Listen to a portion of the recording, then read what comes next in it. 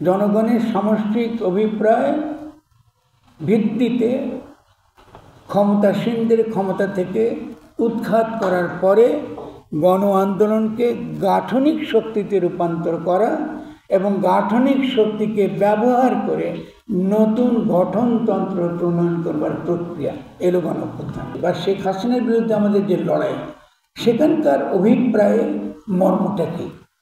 সেখানকার অভিপ্রায়ের মর্মটা খুব সহজ। সেটা কি?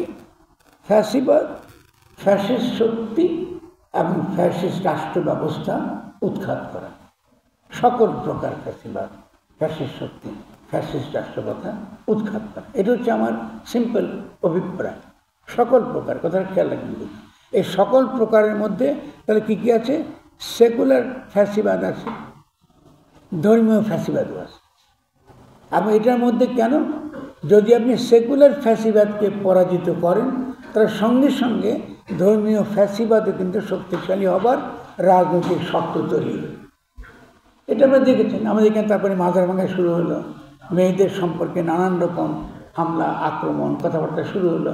পরে আমরা সেকুলার ফ্যাসিবাদকে বাদ দিলাম। সেকুলার ফ্যাসিবাদীদের মতাদর্শ কী ছিল? বাঙালি জাতিবাদ। এদেরও কিন্তু মতাদর্শ জাতিবাদ, এটা বলে ধর্মীয় জাতিবাদ। সে জাতির কল্পনাটা করেন মুসলমান হিসেবে।